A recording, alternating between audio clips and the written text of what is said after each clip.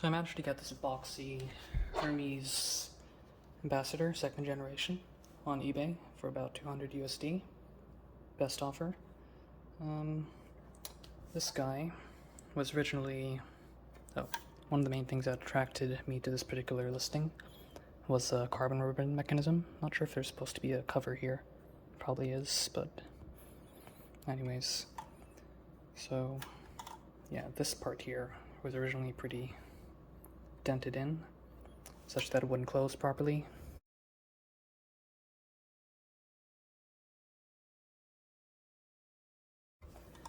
And I'll simply say by exotic means.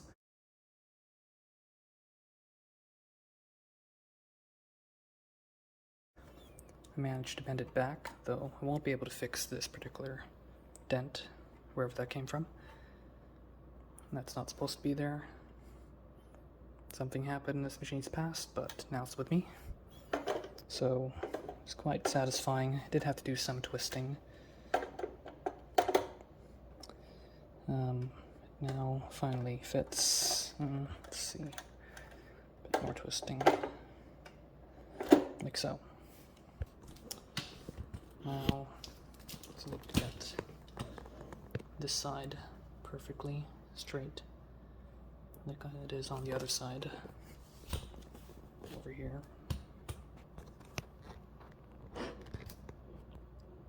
As you can see.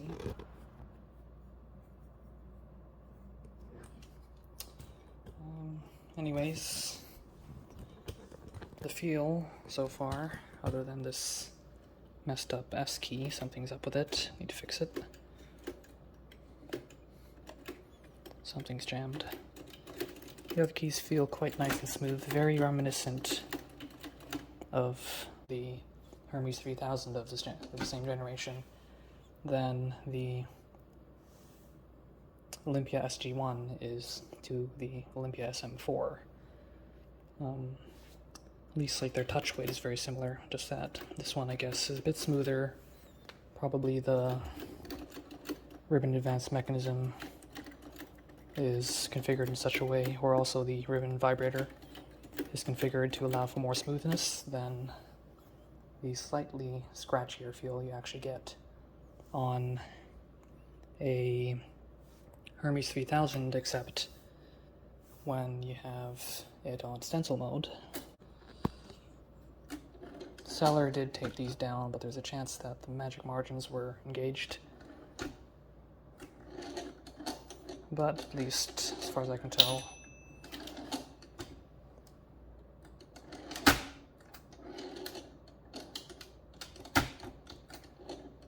the machine is in fine condition. Yeah, I guess magic margins are I find to be the most interesting thing about these Hermes machines. Something is kind of preventing this from operating 100% reliably, as you can see here. Not sure what it is. Anyways, yeah, smooth backspace. Something's wrong with the tabulator.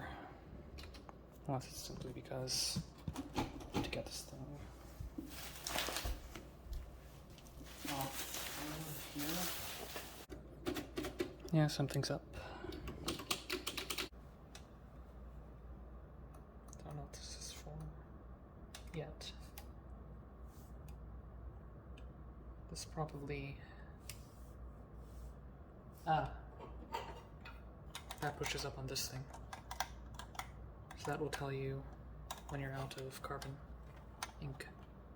Well, carbon ribbon, not ink.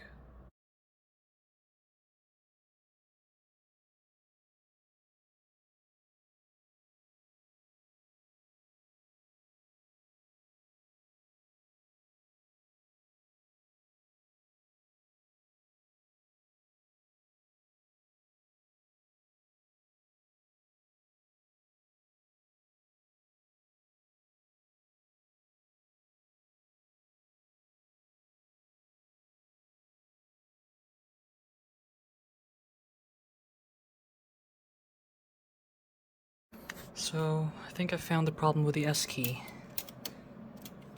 It's interfering with what? It's actually the spacebar, I think. So that's not the tabulator.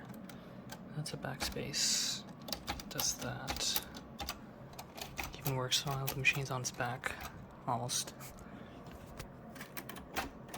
No clue how that happened. It's definitely not supposed to be doing that. So as long as I bend that out, then... Funny how the seller described that SKS sticky when... yeah, I wouldn't call that sticky. It's just plain broken.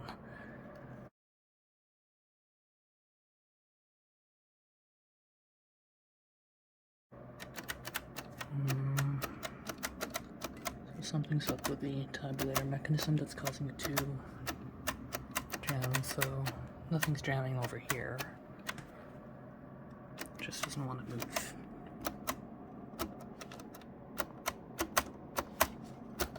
I have to figure out why. So the problem with the tabulator seems to be that basically when I press a tab, for some reason it gets stuck here. Like so. So I'm not sure if this is due to some misalignment or something else. Whether or not this thing, or something is causing this part here to fail to be lifted out of the lock, as you can see. So I'm not sure what. Anyways, the idea is that when you press the tab,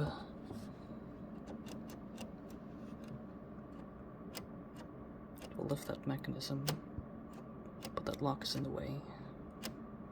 Sometimes I think this may cause the mechanism to misbehave, or the carriage to get stuck.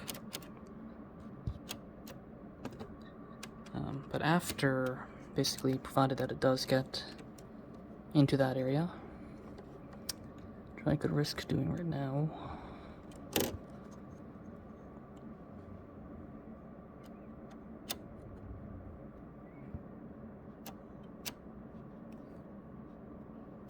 Like so.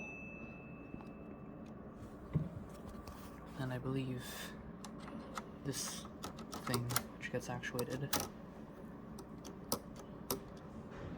is supposed to disable the carriage release. So it turns out that what's wrong with the tabulator is actually the tab set and clear keys that move this blocker. So I'm guessing that it's basically a safety mechanism that prevents you from pressing both the tab and the set at the same time. But right now it's out of whack. So it's supposed to rest in this position. When you press the clear, it goes there, and the set over there. So this here is a set screw that I could probably adjust or use to adjust the angle or the resting position of that lock there. And I'm guessing because of this incorrect angle, normally after pressing the tab set, it's supposed to move like so. But it ends up getting stuck because it's already too far in. So that's a tab set position, and it's already too far in. So when you press it enough to actually set a tab, it goes too far and gets stuck. So after leaving some liquid wrench on overnight and using this flat screw bit, I finally gotten this guy loose. Just being pretty stubborn last night. So using that, I can adjust the resting height of this blocker over here.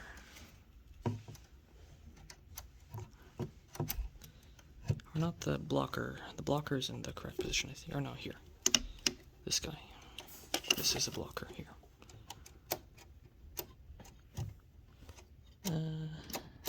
Actually, no. Yeah, this is... Okay, the blocker is stationary, but this guy, the idea is that when you're pressing the...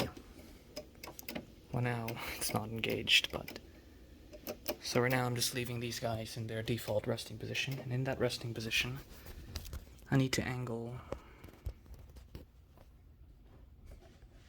this fellow to be just right so that when I press a tabulator it won't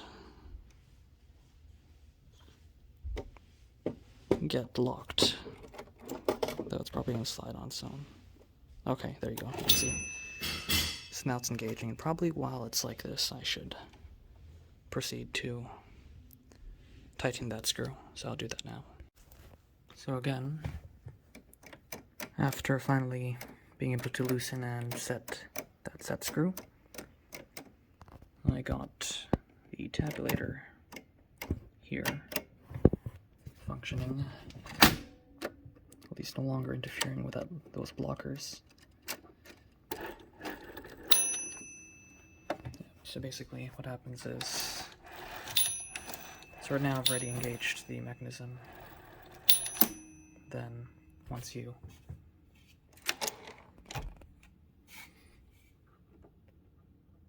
so I'm going to engage the mechanism. Now it's freed, and this part here is locked, and once it comes upon a tab or block, so I guess, yeah, the tab is probably colliding with that thing or something else. In addition, which will move this rocker here. Well, that first of all, okay, that's the bell. And something here will collide with that rocker, which will reset the mechanism. Like so. And allow the escapement to function again. Back to the tabulator. So now that the tabulator, at least the tab key, is actually working, what remains is that our set mechanism is actuating, but isn't even touching any of these tabs. It's just going in between, so something's off with the alignment that I have to fix. So I use my finger to set one of the tabs manually, and as you'll see, I'll activate the tab. So I pressed it and I released the tab. And now that tab stop has been raised, and once that collides, yep, that will reset the mechanism. So the issue here with the tabulator was that this guy here was misaligned. Now, this might have happened because of the tab set and clear actually having been bent some time ago. But I figured now that the quite easy fix is actually to just lower or loosen, goodness, loosen these bolts here and screw this capstan a bit in so that I could shift it over like so. And the result is that the tab set and clear should now work. A bit more adjustment.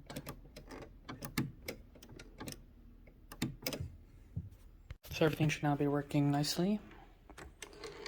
So let's say start off from here. Tab set. That's tab clear.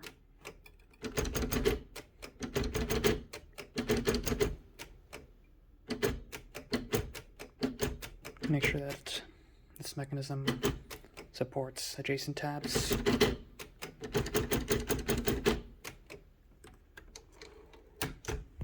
Okay.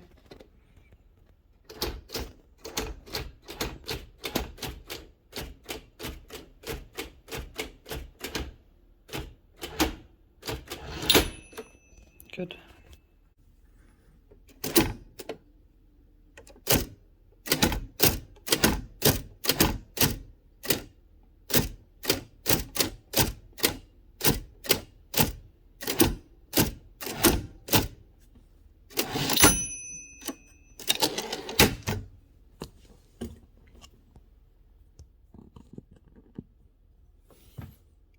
we have the tab sets and clears.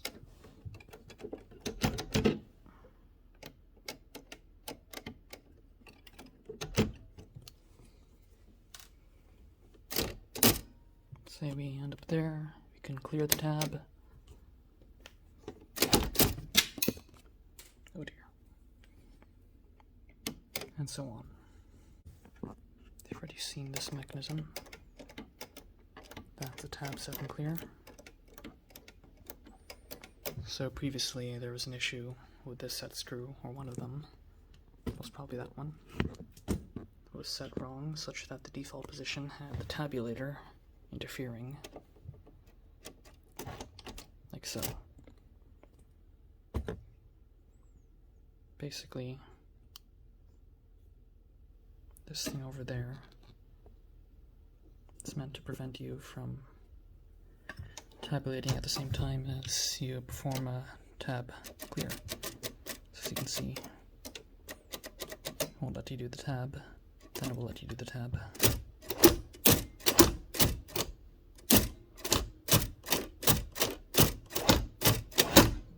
And so on.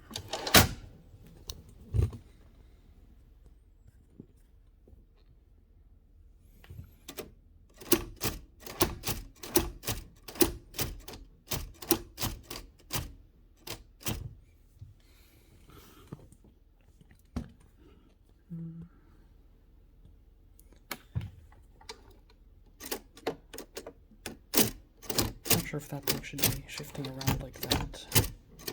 Maybe for shock absorption. Probably for shock absorption. This is my first time seeing it actually move because beforehand I couldn't really set these tabs. Probably just shock absorption.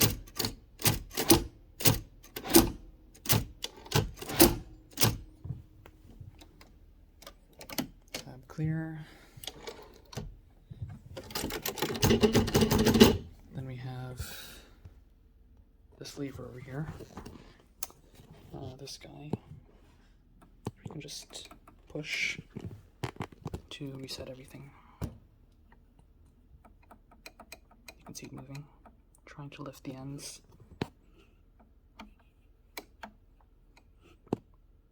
And it has done its job. So I also managed to figure out how the magic margins work. So press that, and it just flies over. Probably degrease or lubricate its motion.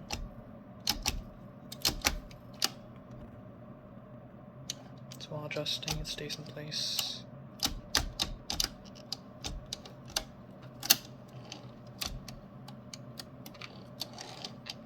While maintaining the carriage, until it moves, it will interact like so.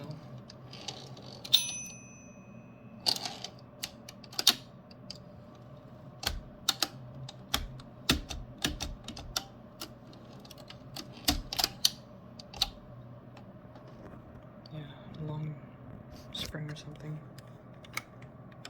Same thing on the other end. Yep, long spring. As you can see. All the way here and release it. Oops.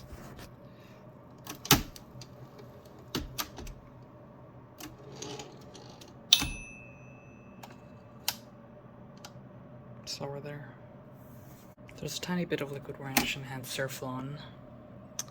Has the margin release here. Moving smoothly now.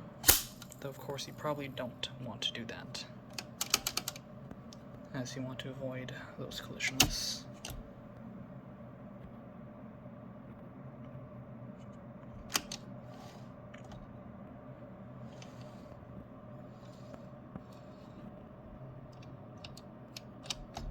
So I decided that I would leave the tabulator alone for now, whereby now I just want to fix whatever is going on with this feed injector lever not working reliably.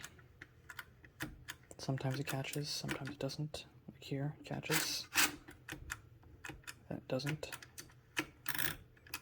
especially down here, won't catch. At least not always.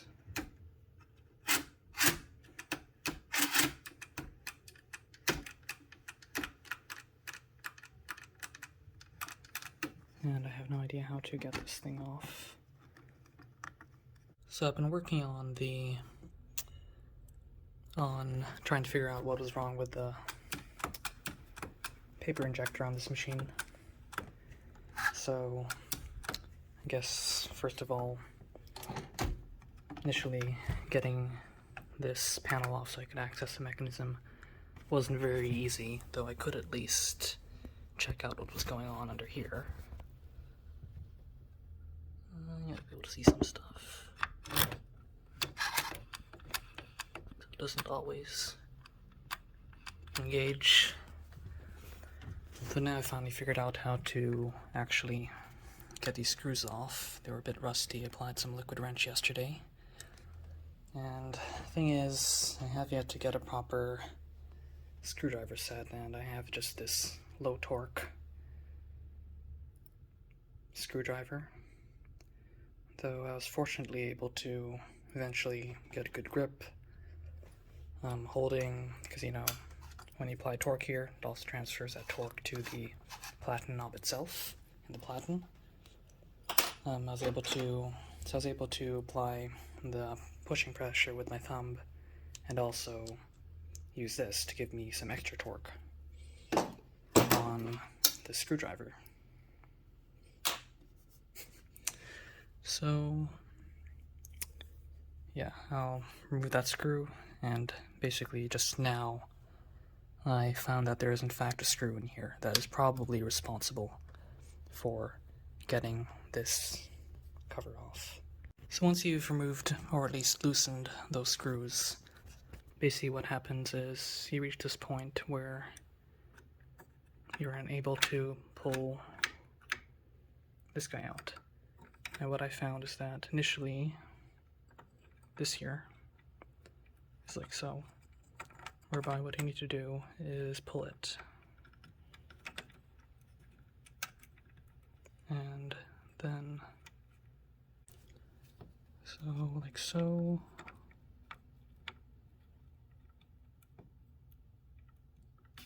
Then you can get it out, as you can see. So now that's out of the way. Because you can just pull it out completely if you want.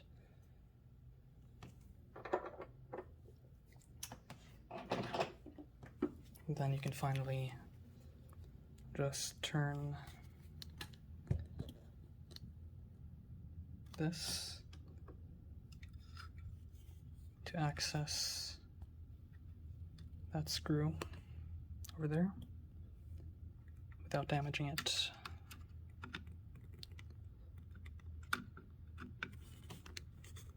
There you go.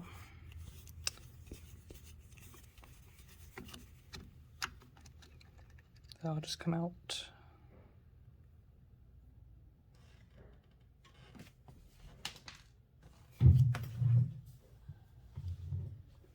I'll find that later. And if I'm lucky, this will just go loose.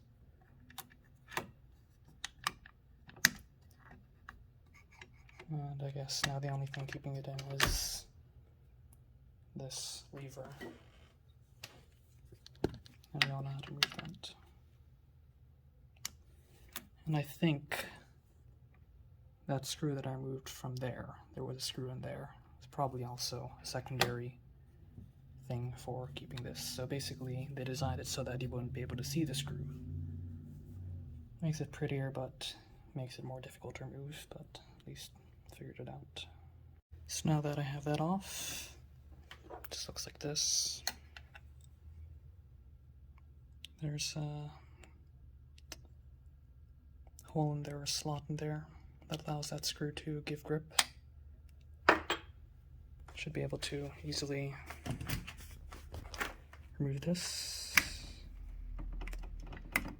Not sure what else is causing friction. That should come off. Oh, right. Unfortunate. This entire thing is being mean. Might have to remove it too. Okay, so you basically just do this. Eventually this will come off.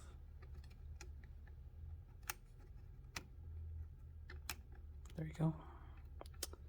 Keep track of that.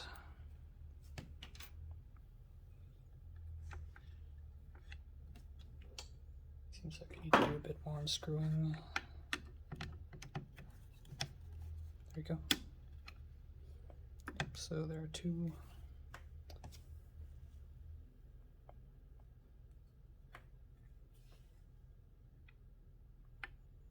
If you're wondering what that wet stuff is, just liquid wrench. It will evaporate. And leave behind only Surflon. So yeah, there are two grooves in there. And I guess I'd have to access a different screw to actually remove this part. Anyways, that's done. You should now be able to freely remove this guy.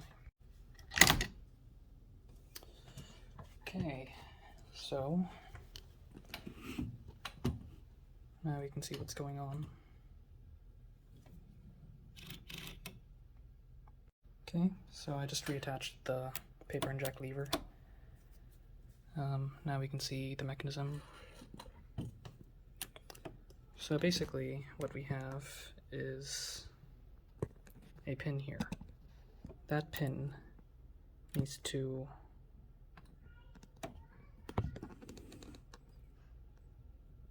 go under this, which is supposed to then push it down, as you can see, which would then lock it to be engaged.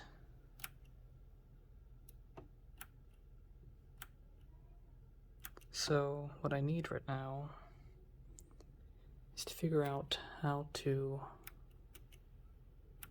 get this guy to rest at a higher position. I think I'd have to bend this guy down a bit. And then we'll engage. But yeah, that's the basic gist here. You can see this click. Just selects the discrete positions here.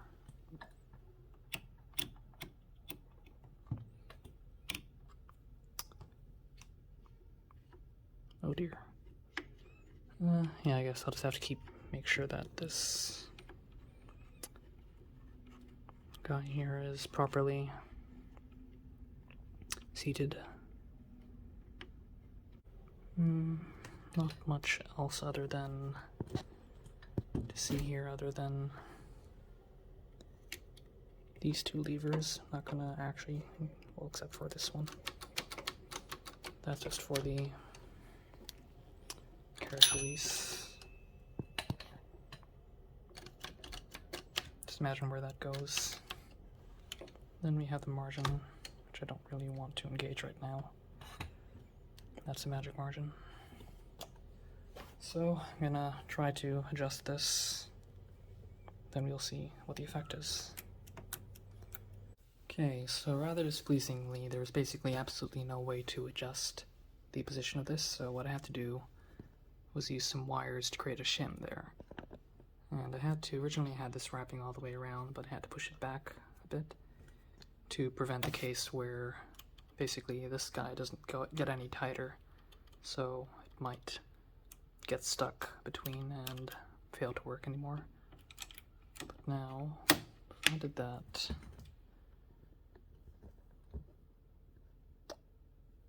we actually have some resistance. It should now function quite reliably at all positions.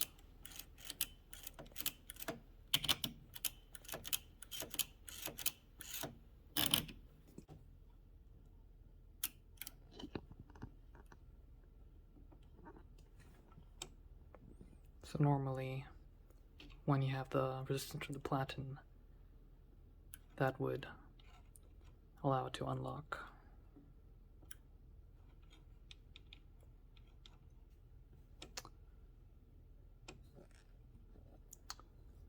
So now you can see almost that it's actually going under instead of over, and that allows that lever there, that part, to push it down to engage with the platen at the desired position. So that's that. I'm going to put this back together.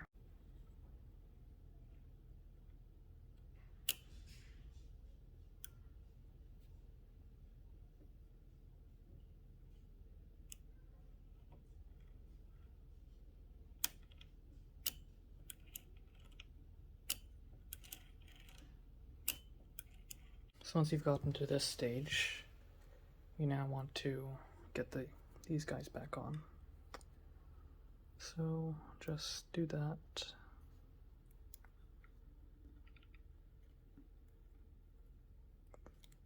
I guess you can just use friction with your thumb, like so. And then get it over and it's in. Then we can actually get the Platen knob back, insert it, that will just click in like this, I hope.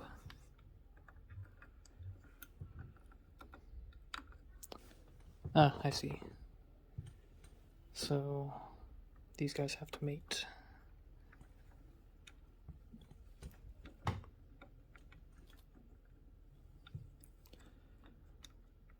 Let's try an error.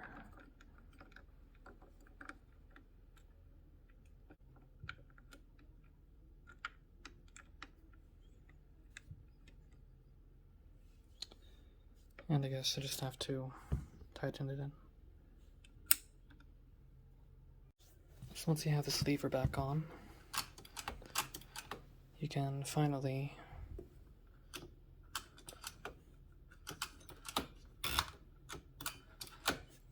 put the Platen back on.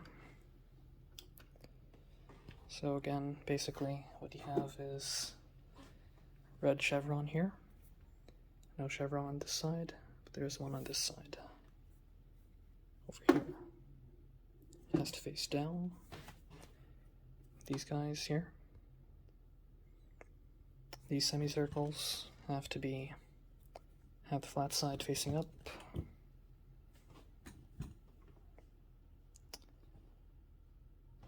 And you just have to lower it, like so. So ideally, you would have already lifted the card shields or card guides or something. I think it's card guide. That just goes down. Then you push these knobs back in.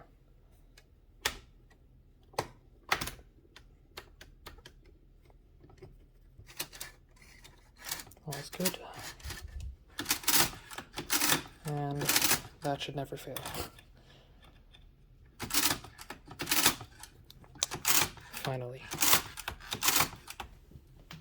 So now for a demonstration. As far as I've found, to get the margins I want, I have to set this thing here to the 10 position. So between the 8 and the 12. And I guess I'll just use... let me see if I actually have yes, I do have 3 sides paper. I can do backing sheets, and I type on all sides of them.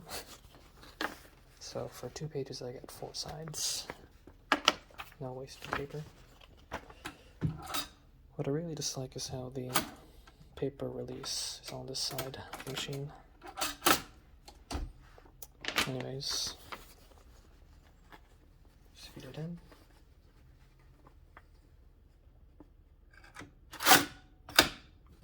And you're ready. Easy should be. Is that where I want it? I think so.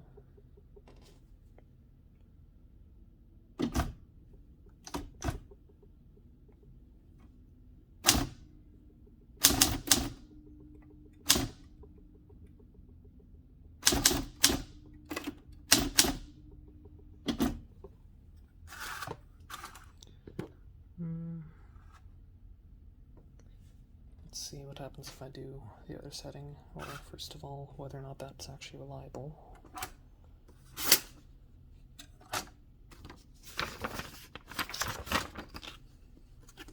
Try this again. If anything, there's a chance that the adjustment I made could have slightly put this gauge on the right out of calibration. Yeah, that is reliable. And if I try the other setting,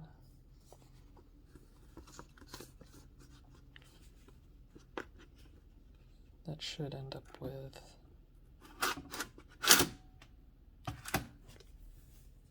okay, actually just exactly one more line.